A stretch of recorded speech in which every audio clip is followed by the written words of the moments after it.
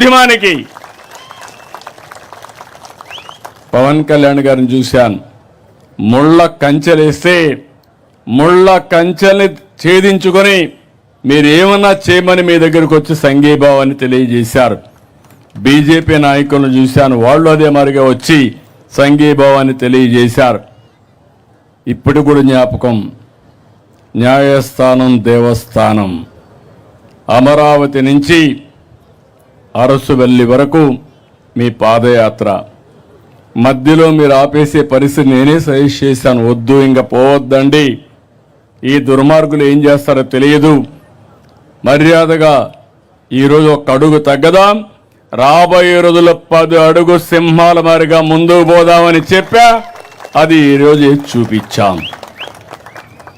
అయితే 1631 రోజులు నేను ఒకటే చెప్తున్నా, చరిత్ర పుటలో మీ చరిత్ర కూడా ఉండాలి, మీ త్యాగాలు కూడా ఉండాలి. ల్యాండ్ పూలింగ్ ఇవ్వడం ప్రపంచంలోనే ఎక్కడా లేని స్ఫూర్తి. అలాంటి రాజధాని రాలేనప్పుడు వీరోచితంగా పోరాడి సాధించుకున్న స్ఫూర్తి ఒక్క అమరావతి చరిత్రకే ఉంటుంది. దీంట్లో అనుమానం లేదు. 3 ముక్కలాట చూసిన తర్వాత 2024 ఏకపక్షంగా ఎన్నికలు జరిగాయి. 94% స్ట్రైక్ రేట్ వచ్చింది. గెలిపించిన తర్వాత బాధ్యత పెరిగింది, మళ్ళీ మొదటికొచ్చాం. ఆ రోజు మీరు చూస్తే మొట్టమొదటిసారిగా హైదరాబాద్ను అభివృద్ధి చేయాలని నేను అమెరికాకు పోయి ఐటీ కంపెనీలు తెచ్చాను. ఈసారి ముఖ్యమంత్రి అయిన తర్వాత 14లో నేరుగా సింగపూర్కి వెళ్ళి సింగపూర్ లాంటి సిటీని నిర్మాణం చేయాలి, మీరు నాకు సహాయం చేయమంటే మాస్టర్ ప్లాన్ తయారు చేసి ఇచ్చారు. మంచి ప్లాన్ తయారు చేసి ఇచ్చారు. వాస్తు బ్రహ్మాండంగా ఉంది. ఎవ్వడు ఏమీ చెయ్యలేడు, 1 ఇంచి కదపలేరు. సుజావుగా జరుగుతుంది. ఇప్పుడు హామీ ఇస్తున్నా, ఇది ప్రపంచంలోనే ది బెస్ట్ సిటీగా తయారు చేసి జాతికి అంకితం చేస్తాం. ఇది ఒక ప్రపంచ రాజధాని అమరావతి, ఒక ఆదర్శ రాజధాని అమరావతి, తెలుగు జాతికి గుండె అమరావతి, జాతి గౌరవం అమరావతి. అందుకని మళ్ళీ ప్రధానమంత్రి గారు 2 సార్లు రావడం ఎప్పుడూ చూడరనుకుంటాను. అది కూడా ఒక చరిత్ర. మొదటిసారి ఫౌండేషన్ వేశారు, మళ్ళీ పనులు ప్రారంభించడానికి 2వసారి వచ్చారు. తొందరలోనే 3వసారి వస్తారు. ఏవైతే ప్రారంభించిన పనులు పూర్తి చేసి జాతికి అంకితం చేయడానికి తొందరలోనే వస్తారని చెప్పి కూడా నేను మీకు తెలియజేస్తున్నా. ఇప్పటికి కూడా వైఎస్ఆర్ కాంగ్రెస్ పార్టీకి బుద్ధి రాలా, జ్ఞానోదయం కలగలేదు. కలుగుతుందని మీకేమైనా నమ్మకం ఉందా నేను అడుగుతున్నా? ఇంకా ముదిరింది. అందుకే మీరు చూస్తే అసెంబ్లీలో చర్చ పెడితే కనీస రాజకీయ జ్ఞానం ఉండే వ్యక్తి రావాలి. గవర్నర్ స్పీచ్కి వచ్చారు, గొడవ చేయడానికి వచ్చారు. అదే సమయంలో నిన్న అమరావతి పైన తీర్మానం పెడతామంటే ఇక్కడికి వచ్చే పరిస్థితిలో లేరు. ఇంకో పక్క మీరు చూస్తే ఢిల్లీలో లోకసభలో రాజ్యసభలో వ్యతిరేకించిన ఏకైక పార్టీ భారతదేశంలో ఏం పార్టీ? అది పేరు చెప్పాలా? మీరు మర్చిపోవాలి, రాష్ట్ర ప్రజలు మర్చిపోవాలి, పీడ విరగడ కావాలి రాష్ట్రానికి. అలాంటి పార్టీ అది. ఈరోజు కొత్త స్లోగన్ తీసుకున్నాడు, మ్యావిగన్ అంటూ. నాకైతే అర్థం కాల, డిక్షనరీలో కూడా చూసా, ఎక్కడ దొరకలా. బుద్ధి లేని వ్యాఖ్యలు, నవ్వులాట వ్యాఖ్యలు. అంటే ఏంటిది నాకు అర్థం కావడం లేదు. అంటే తెలుగు జాతి ఆత్మగౌరవం పట్టలేదు, దుర్మార్గమైన రాజకీయాలు, నేరాలు ఘోరాలు చేసే ఆలోచనలే.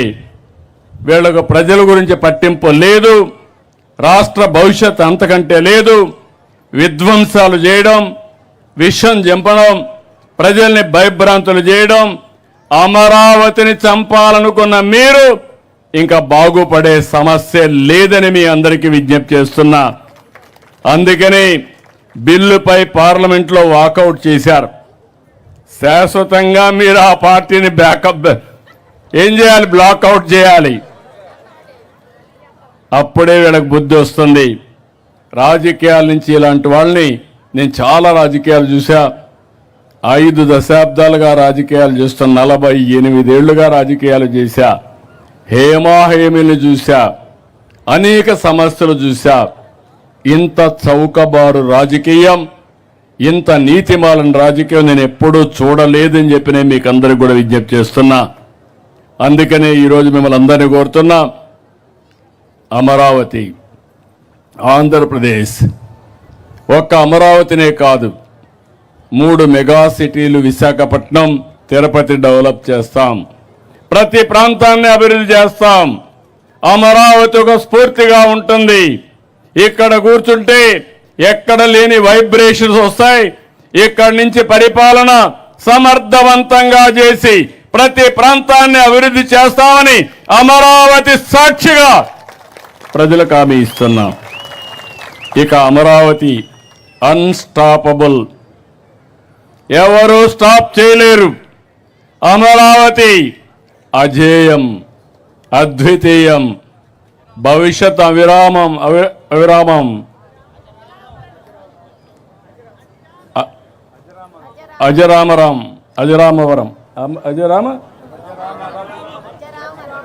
అజరామరం.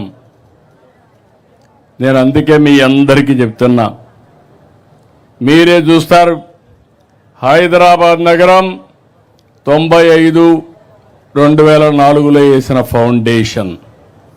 హైదరాబాద్ ప్లస్ అమరావతి. క్వాంటం వస్తుంది, ఒకటి కాదు, ప్రపంచం మొత్తం ఇక్కడికి వచ్చే పరిస్థితి వస్తుంది. నేను మిమ్మల్ని ఒకటే కోరుతున్నా, మీరు కూడా ఏమర్పాటుతో ఉంటే మళ్ళా సమస్యలు వస్తాయి. అప్రమత్తంగా ఉందాం. మీకు నేను అండగా ఉంటా. ప్రపంచం మొత్తం బెస్ట్ ప్రాక్టీసెస్ ఇక్కడ తీసుకొచ్చి అమరావతిని బ్రహ్మాండమైన రాజధానిగా చేసి నా రుణం తీర్చుకుంటా. మీరందరూ కూడా సహకరించాల్సిందిగా.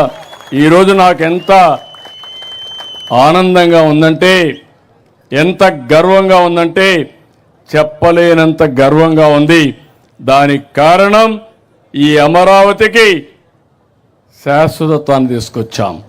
ఎవ్వడు కూడా రాబోయే రోజులు చట్టాన్ని మారుస్తామని పిచ్చి పిచ్చి మాటలు మాట్లాడుతున్నారు. కానీ ఇది వైఎస్ఆర్ కాంగ్రెస్ పార్టీ కాదు, ఢిల్లీలో అన్ని రాజకీయ పార్టీలు కలిసి చేసిన చట్టం.